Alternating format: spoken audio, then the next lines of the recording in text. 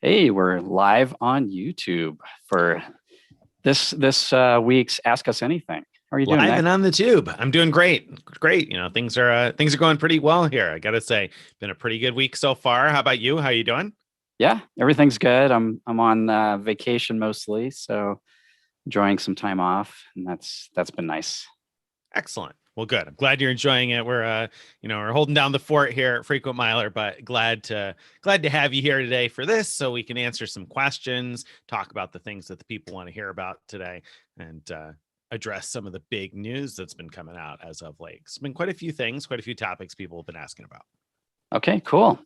So do we have any ready to go, or Let's see. I was looking, and if not, I have one from the post that somebody asked just today. So, oh darn it, and I just moved my email.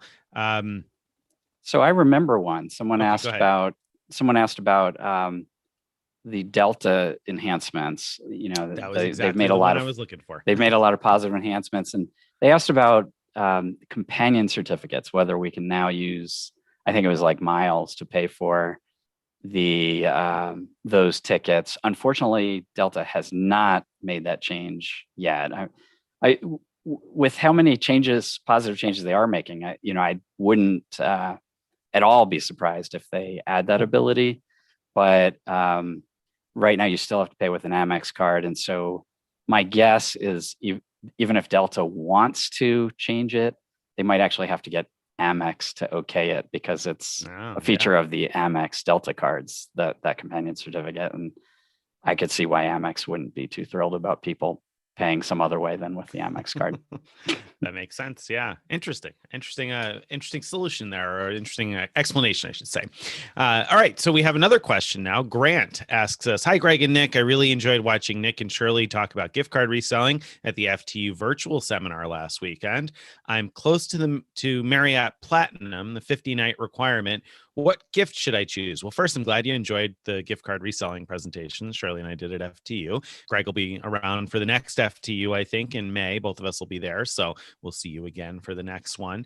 Oh, there goes my camera, I think. So as far as No, which platinum benefit to choose, Greg, I'm going to let you take that and run with it because you've written the comprehensive post on that. right, right. So there really is only one choice for most people. That if you look at the available options, most of them are not worth much. Um, the upgrade suite night awards are potentially valuable. They're not anywhere near like Hyatt suite upgrade awards, but they will kind of sort of jump you to the front of the line for an upgrade at participating Marriott hotels. So there's a lot of caveats there. When it works out, it can be quite valuable. When it doesn't work out, it's like just throwing them away. But seriously, if you look at some of the other things like getting a discount on bedding, where you could often get a coupon code off the internet that would give you just as good of a Same thing. discount, there's just nothing else there. So that's what I would take for sure. There you go. At 50 nights, yeah. At 75 nights, then it becomes Gets more of harder. a debate as to whether you want the upgrades or you want the 40K free night certificate. That's But right. at 50 nights, yeah, it's basically just the sweet. Well, I shouldn't say just the sweet night awards. The other option, I guess, if you think you might hit titanium, is the 5 elite nights, right? No question. So really good point there.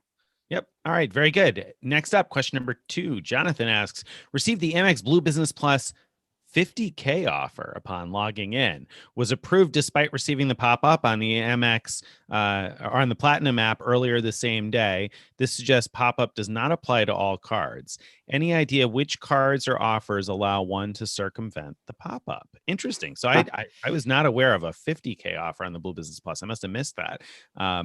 I've seen 10, 20, but 50, that's a large offer on that card. That's awesome. Yeah. Definitely the right move to go for that one. Uh, Answering your question about the pop-up is a little hard.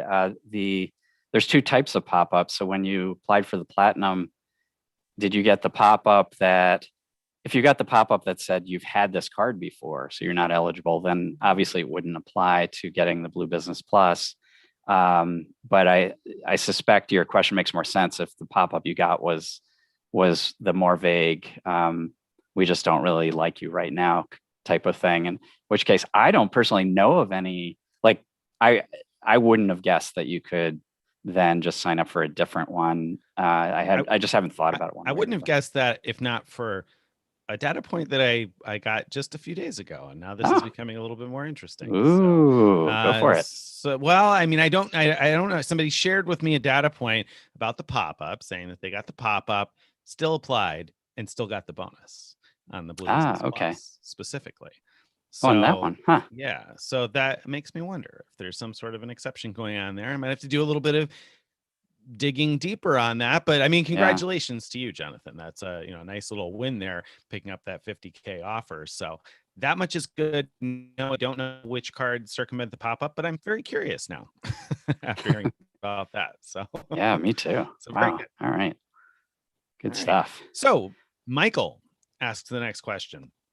Hey guys, question for you guys. Any suggestions for best business card non-bonus spend without foreign transaction fees? Already in Chase, currently $324, Amex and the Citi ecosystem. So they got cards and all of those. What would you say? Got a suggestion there? Business card for non-bonus spend, no foreign transaction fees. Yeah. So I have to think more about it, but what pops into my mind is the Spark Miles, Capital One, to get 2x everywhere. I don't think that has foreign transaction fees. Well, let me stop there. What about you? Do you have any other thoughts? No, I don't. I don't memorize which cards have foreign transaction fees. Truth is, I've never spent so much money overseas that it's made a remarkable difference in which card I'm going to choose to spend. Of course, I'd rather not pay the fees, but usually it's I'm talking about not such significant chunks of cash that it's going to make a huge difference in my life. So I don't spend too much time thinking about that. I just go to our best offers page if I'm looking for something specific like that and go through the different cards and see which ones have foreign transaction fees and which ones don't. But that's an interesting question, though, that I would have to just go card by card and see which ones don't charge them. But I mean, what are the other best non-bonused business cards out there? And then we'll see if we can work our way backwards. Blue Business Plus, is that a foreign transaction fee? Do you know? That does, yeah. And the Chase Inc. Unlimited also has one, has foreign transaction fees. Bank of America, cash rewards? That does not. So business cash rewards if you got platinum honors. No, I mean, better than the cash rewards is the travel rewards, the business travel rewards. So you get 2.62%, but you need 100K on the business side. It's not enough to have 100K invested on the personal side to get that deal. So yeah, it's tough. I don't think off the top of my head, there's much out there. But the Capital One's a good pick, I think, as far as that goes. So if you're definitely need a business card. But it is interesting to think about too, that so many of the best cards for everywhere spend do have foreign transaction fees. So even on the personal side, you've got the Citi Double Cash foreign transaction fees. Right. There again, Bank of America would be a better answer, but again, that requires 100K or more investment with Bank of America assets. So yeah. That's a good question. It's an interesting question because I suppose that if you're running certain types of businesses, having a lot of overseas spend, certainly might be something you would have to consider and figure out what your best options are. Then the other one that comes to mind that I don't know off the top of my head is, does the Business Platinum have a foreign transaction fee?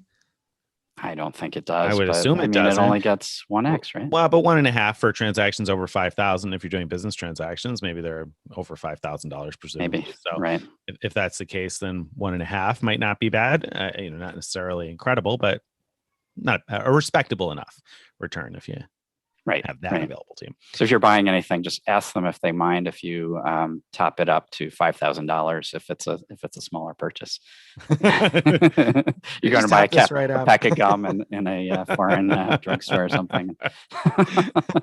That's not what I was assuming was his goal with his foreign drug, because that's exactly my situation. Buying a pack of gum, I don't care if they add 3% to my pack of gum. I mean, it's not gonna make a remarkable difference in my life one way or another. So, or I don't mind switching to a card that has no foreign transaction fees and gets less rewards. Yeah, whatever. I'm just going to use whatever card it is that comes out of my wallet for the pack of gum. There you go. All right. So just some guy then asks us, can Hyatt's Pay My Way feature be used for a points advance type booking where you could book some nights via cash and hope of switching those nights out for points or certs before the stay? So you are the points advance expert. You wrote the post on points advance via Hyatt. So can you use the Pay My Way feature and get fronted the stay, so to speak, without having the points and then So, all right. pull So some switches? here's what I think is going on. So the Okay. Hyatt points advance, except in some very specific situations, is limited to globalists, I believe, where you could just ask your concierge to book you something, and they can book it without when you don't have the points.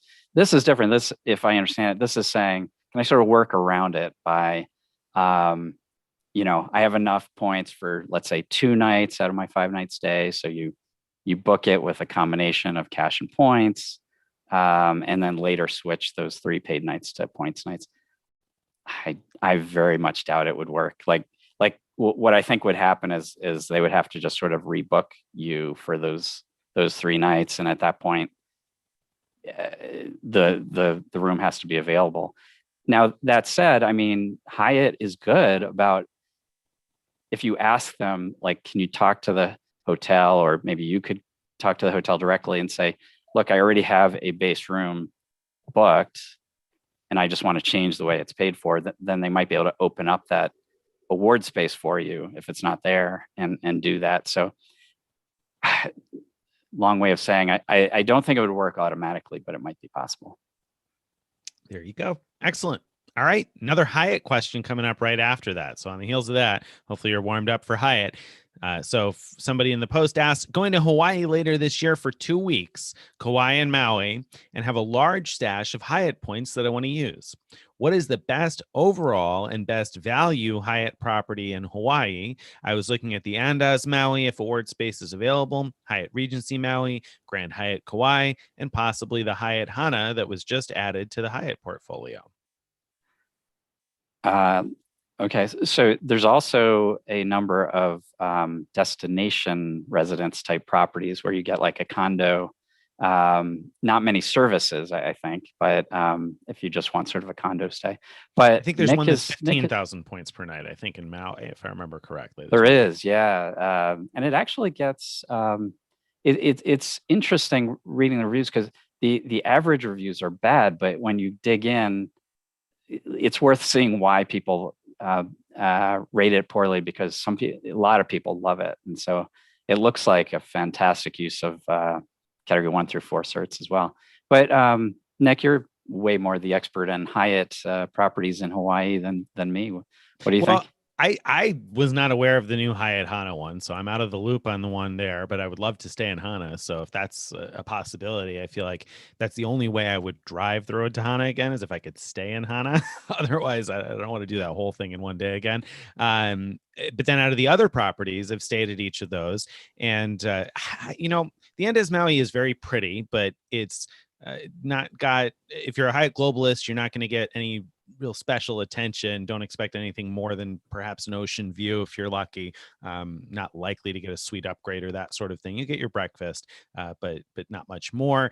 And to me, I feel like the Andaz Maui looks like it gets as much traffic as it does. I feel like the rooms are starting to look a little worn in some parts. The Grand Hyatt Kauai is fantastic, probably my favorite Hyatt property. Well, certainly my favorite Hyatt property in Hawaii, and one of my favorite Hyatt properties really anywhere. And in fact, Dave Grossman from Miles Talk is there, I think, right now on his trip to Hawaii. He's been posting on Twitter, and he said that, it's fantastic. He's been really happy with the Grand Hyatt Kauai as well. So you don't have to take my word for it, just like LeVar Burton used to say, or LeVar Burton rather, used to say in Reading Rainbow. Other folks like Grand Hyatt Kauai. Also, Hyatt Regency Maui is a big type of a property. So is the Grand Hyatt Kauai, but the Hyatt Regency Maui feels like a very large convention-y hotel, and they've got a great warm staff in the club lounge that's really, really friendly, and it's very kid-friendly if you're looking for swimming pools and that sort of thing. That part of Maui is not my favorite part. I'd rather probably stay in the Wailea area. I just don't love the Andaz Maui. So I would probably try. A lot of people have said that the Marriott there is really nice. I know it doesn't help you with Hyatt points. So for your Hyatt points, I would do the Grand Hyatt Kauai. The place in Hana sounds interesting to me. I would try the destination residences in Maui otherwise, because I haven't tried that one yet, and I'm not really in love with either of the other Maui properties. There's also a Hyatt Place in Honolulu that's 12,000 points per night, I think, and there's a Hyatt Centric too. So I don't know if Honolulu or Oahu appeals to you at all, but there are some options there too. Yeah. Let's talk about the Hana one. I'm trying to figure out how is it you don't know about that, and maybe while you were on paternity leave, Is that what happened? maybe that's when it came out. I'm not sure, but but what happened was Hyatt took over a property that in Hana that it was something else, and before that, I think it was a Sheraton.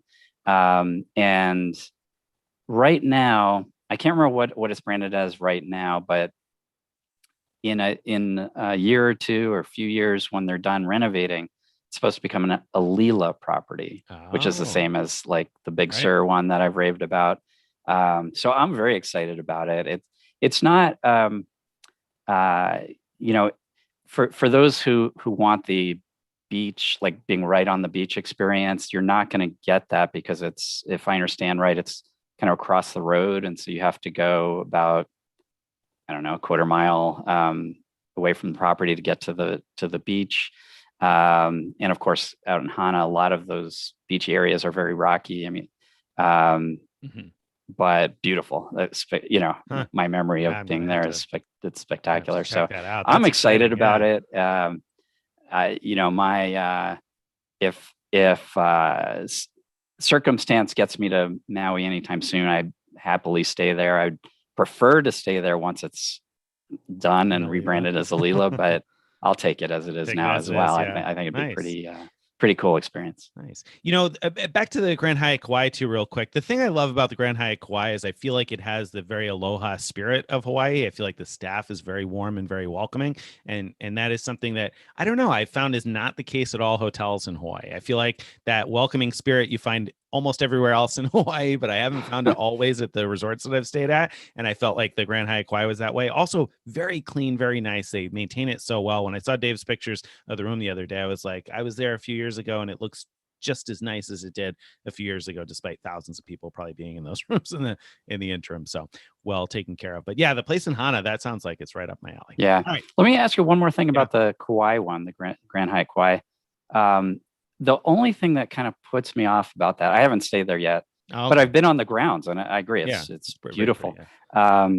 Is how big it is. Like I just don't like the idea of these giant, resorts. Yeah, it's huge. And when I say it's huge, I mean bring comfortable sneakers, because walking from the lobby to your room is a hike. So depending on where you are. So if you're anywhere near the ocean, it's going to be a hike, that's for sure. And like one night we ordered delivery and I had to walk to the front gate, and it took me like forever. It was like a mile, it felt like, each way. So it's really, really big. But the thing that's nice is that it's well taken care of. It's really pretty, and the staff is extra attentive to detail. And in fact, Dave Grossman on Twitter just yesterday was saying that, he was really impressed with the fact that they've got the best attention to detail and fantastic service. And I said, yeah, for such a large property, they make it feel like a smaller property, apart from the fact that you've got to walk forever to get anywhere. Oh, that's great. I don't mind walking. It's more the feel of a big resort factory sort of. Exactly. I don't like that. Yeah. So, okay. Sounds like it's worth trying. And actually, I had reservations there during the pandemic, which was one of the many that I canceled. So it goes, right. All right. What's next? Jerry. Jerry booked 2 business class tickets for wife and child using Qantas on Air Tahiti from PPT to LAX. Only 2 seats were available, but a coach ticket for me. Do you think I'll be allowed into biz to help out with my child? I mean, I think that if you are, there are going to be some people in business that give you the evil eye and that give you the glare. I don't know. I don't know what the service is like on Air Tahiti Nui. If you told me it was Air France, I'd say almost definitely not. I would think. But Air Tahiti Nui, I don't know. Maybe they would be more amenable to that. I really don't know. But I wouldn't count on it. Let's put it that way. I wouldn't count on it. If you are, it's like you got lucky kind of a thing, or the baby was crying that much, and everybody just wanted anyone to solve the problem. Otherwise, I feel like that's typically a no-no, right?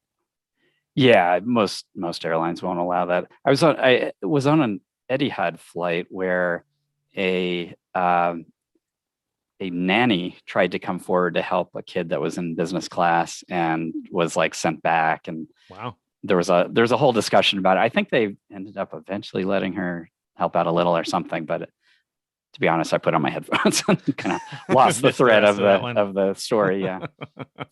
That's funny. Well, Etihad for a while had like a nanny you could book on the flight. Like if you were in first class, you could book a nanny that was like an Etihad employee that would, take care of the kids, so to speak, during the flight. But no, I never got a chance to experience that. But I remember reading about it. For the rich people that bring their nannies traveling, just book them into business class so that there's no issue.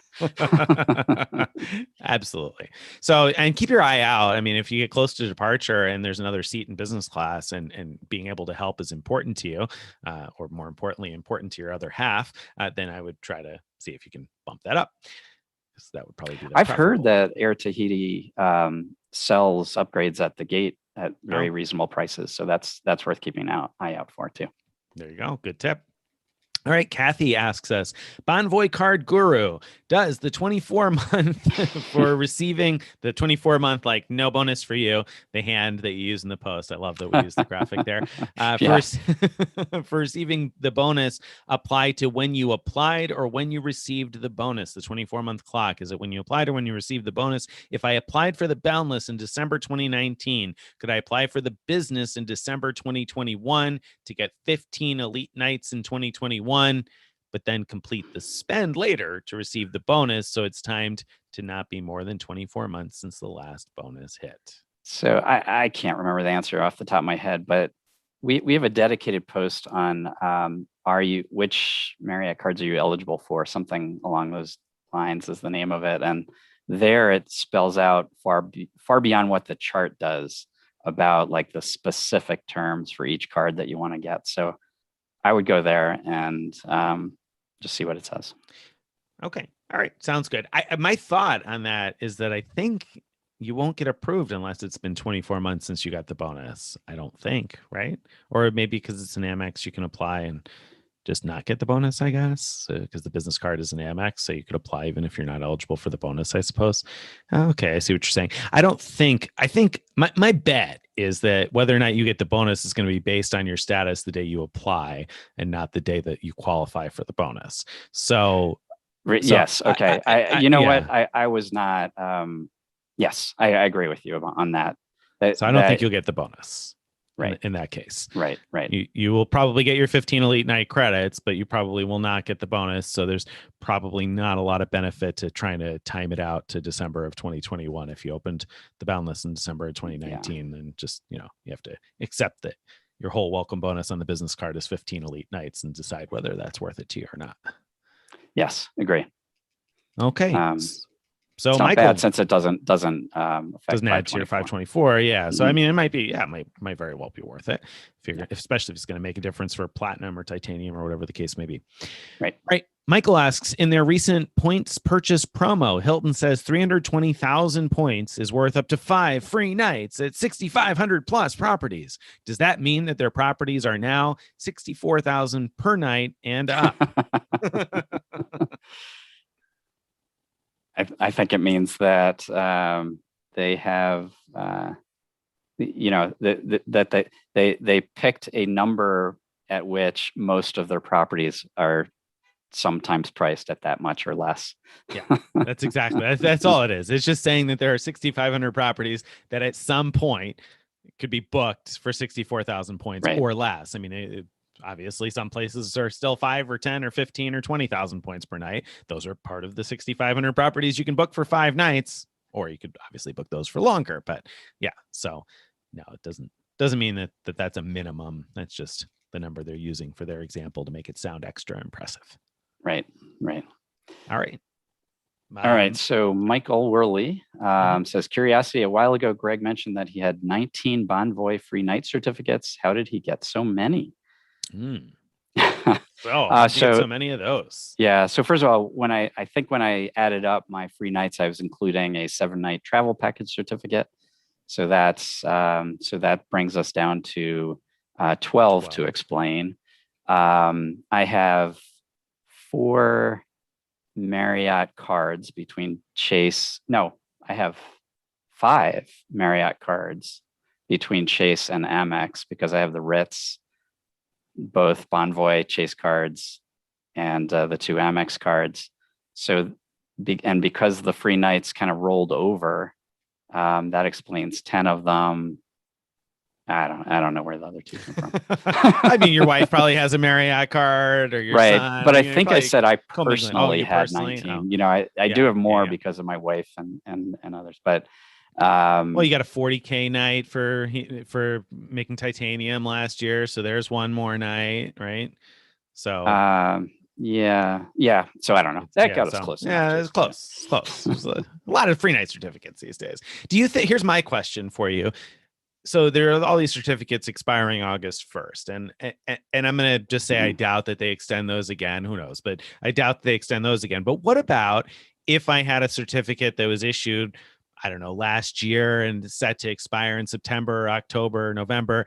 Am I going to be able to get an extension? Because Marriott has long been good about giving you an extension at least one time on certificates like that. Like, is that going to be done here? Do you think they're going to continue to extend those at least one more year? I'm guessing they will, but just a guess. Yeah. What's your guess? I don't know. I wondered if that might be an unfortunate side effect of the pandemic, that there are so many outstanding that it might just be easier to not extend all of them than to say, okay, well, you can't extend these and you can't extend those, and more importantly, get all the agents to know what can be done and what can't be done. So I'm hopeful that you can still extend the newly issued ones that aren't expiring August 1st, but we'll see. Yeah, there's a trick someone told me about, which involves booking and canceling, but not waiting until the cert reappears in your thing, and then call Marriott, and then they can sort of reissue the cert, and you get a new date. Yeah, I mean, I'm sure that there's some Jedi tricks like that to be done, and my own experience getting one put back after it was like unattached and reattached seems to match that. But I'm more so curious for people that have all of these credit card free night certs that aren't going to be aware of that, or aren't going to want to make that many calls if it's going to be. Yeah.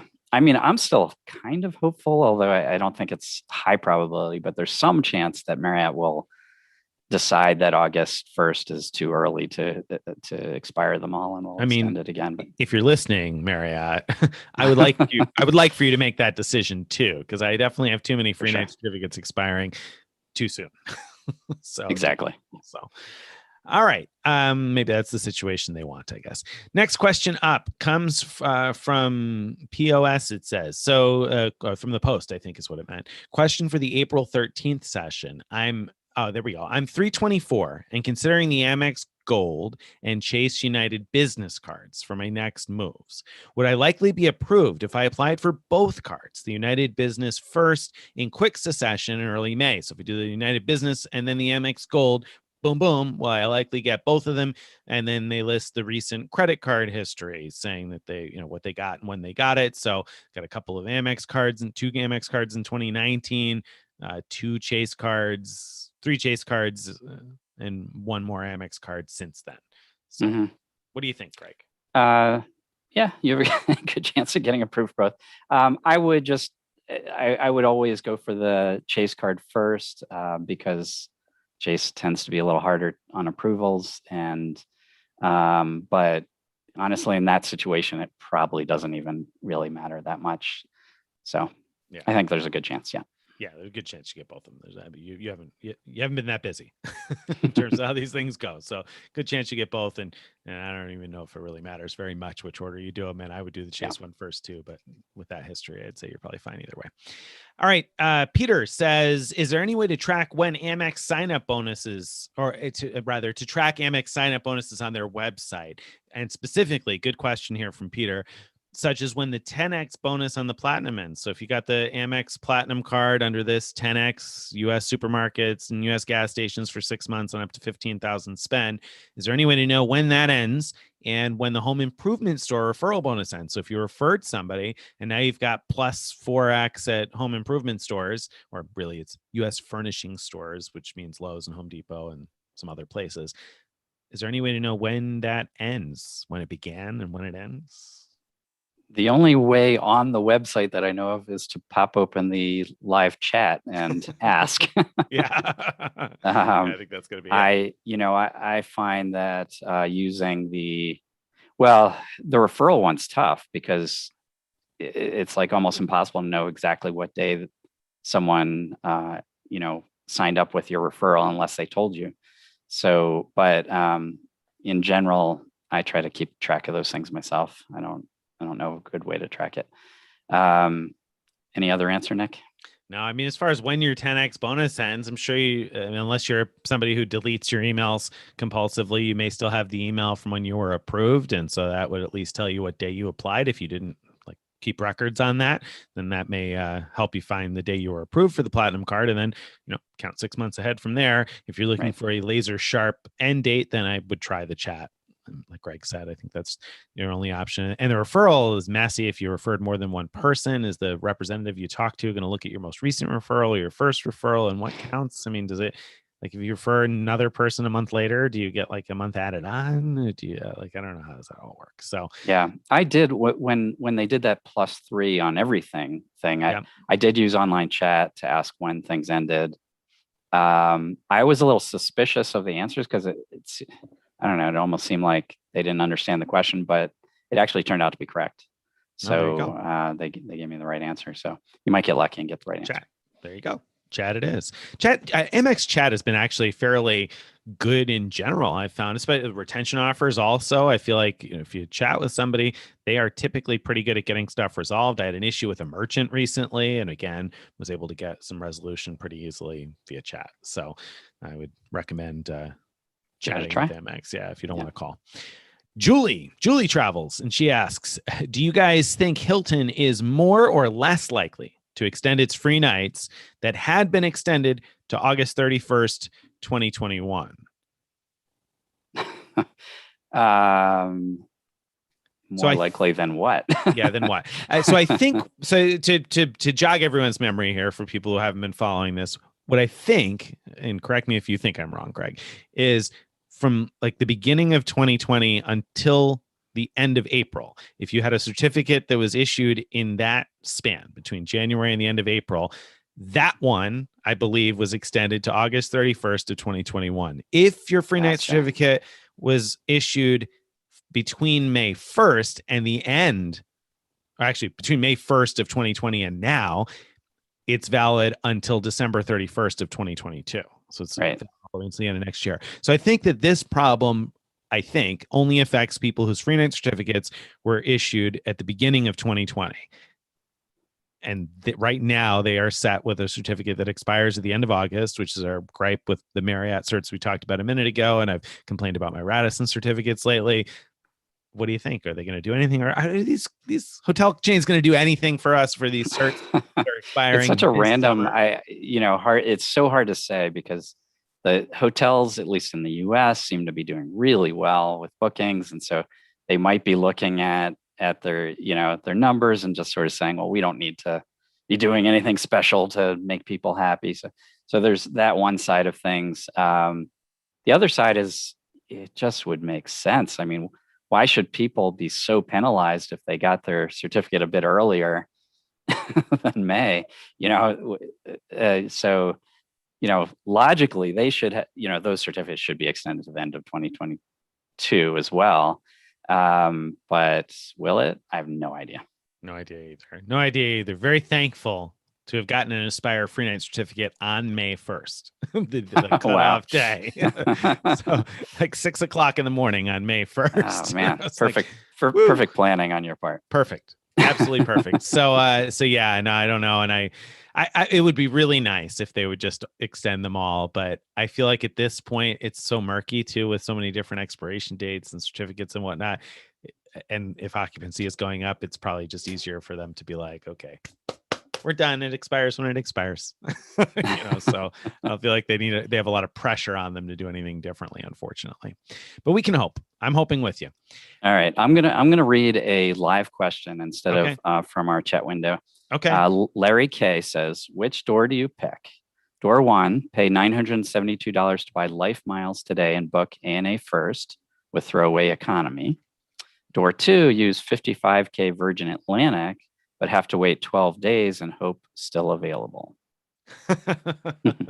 So paid $900 and change to lock it up today, or wait 11 days to pay 55,000 more. You see, this is an unfair question for me to answer, because my answer is that I would just wait and book it with the 55,000 points, I think. But that's partly because I have enough flexibility in my life that if that availability disappears, I'll just hang on until I find it another time. So if that's not the case for you, and that's probably not the case for the vast majority of people, then paying $900 and change for a first class flight that would ordinarily be like $10,000 is probably not bad, especially when you're talking about essentially paying less than 2 cents a mile to have that over your 50, or rather to keep your 55,000 Virgin Atlantic miles. I don't know. I think probably for most people, pay the 900 and change. I personally would wait to pay fewer miles. What about you? Yeah, I think it sort of hits like how important is the timing and sort of quality of the trip that you're planning. So if you have to go during that time, then just do it. I mean, $972 is obviously an insanely good deal for first class ANA. But yeah, it's sort of like if you're flexible, then probably wait and see what happens. And first class ward space will probably return if this one goes away, as long as you're flexible to look at different dates. Exactly. I mean, if you got to be there for an important event or something, like if you got somebody competing in the Olympics in your family or something, and you're going to be able to be there to watch it, I mean, pay the $900 and change, book it now. But if it's something that you're just like, I'd kind of like to go to Japan, and there's some availability, then I might just wait on that and hope for more. All right. So, Julie added to the Hilton question. Do we think that Hilton is more likely than Marriott to extend those certificates? I'm just going to quickly say, no, I think they're equally likely to do something, and we have no idea what it's going to be. Right. Yeah. All right. So I think we're out of questions. If anyone has there's a couple more actually in the box here. Let's see. Yeah, but they're both the same. And they are the same. And we already answered it that one at the beginning of the You're right. the chat. You're right. My fault. So I think should we just end it early? I guess. Wrap it up. Wrap it up a little early today. So thank you guys for being out there with us today. We'll be back in a couple of weeks. Yeah. Thanks everyone. It's been fun. Glad to get a few minutes of extra quiet time.